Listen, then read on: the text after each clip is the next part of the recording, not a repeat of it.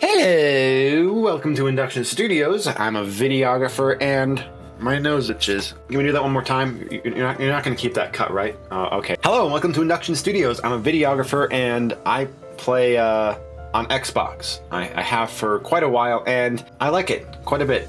Sticking with Xbox has had its return on investment. Finally, Microsoft is working on federating or equalizing their Xbox ecosystem across not just Xbox, but mobile and PC. And that's what I want to talk about today, is the Xbox experience on Windows 10. This is your main interface with Xbox One and an Xbox Series X. You can create these different tabs. Currently I have one for the shooters, one for apps, one for action and adventure. Yes, Toy Story 3 is action and adventure. It's actually a really good game. So when you press the Xbox button, you get this thing that slides in from the left, and you can go to the submenus like people, parties, game activity, capture, profile, and system. And we're finally starting to see some stuff translate across to the Windows experience, mainly games and apps. So there was a beta app for PC, and it was this.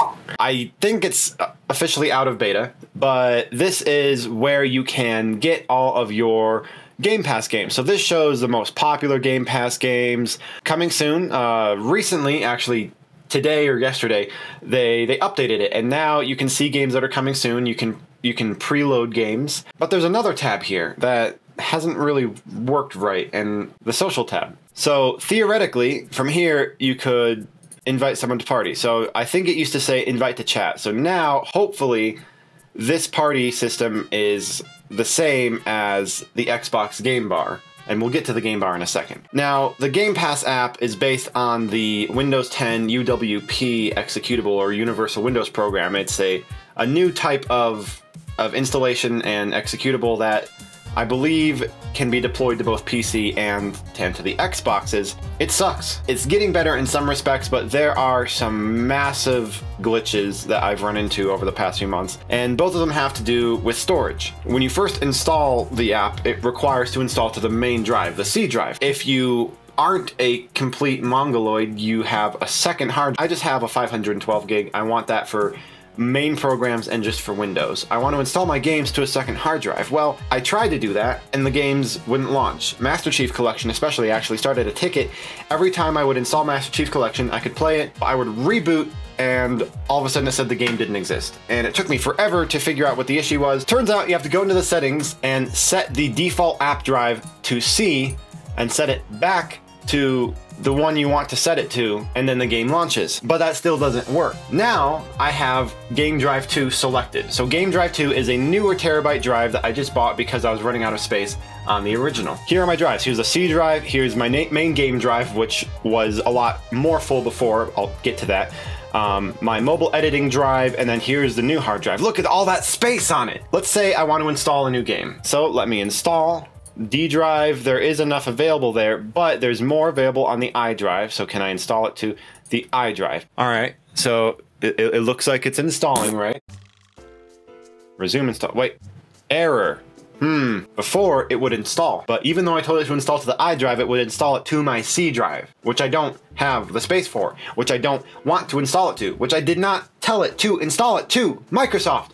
Why? Well, I don't even know if it's going to install, but most likely they'll try installing it to the C drive and I'll have to cancel it again. I can install stuff to the D drive. See error details. Formatted as NTFS. Whoops. I did not mean to do that. Yeah, so it can install it to the D drive because it's NTFS, but I made this one exFAT because, you know, it's more versatile. If for some reason I needed to put it onto a Mac, that would work. Microsoft, it's your operating system. Why can't you install it to a format that you allow Steam games and Origin games and any other game to be installed to? x86 can install it to there, and exFAT is newer. Oh, now I'm gonna have to back everything up on it and format it to NTFS, and that's why. I didn't get that error before. It just skipped the drive and installed it to C. It should have at least given me that error before, because I would have found out before I made this video and not complain it in the video and fix it because it's my fault. But tell me that, like, yesterday. One nice thing that they rolled out with this last update is you can actually see a My Collection. You can see some bigger previews of all the games you have installed. Before, it was just all this stuff over on the side, but now you can actually see a more Xbox style list of all of the games you have installed in like a bigger fashion. The filter doesn't really seem to work because there's recently played, there's A to Z, but there's no installed. Like, I played these and then uninstalled them. I didn't even play Killer Instinct. Why does it have that?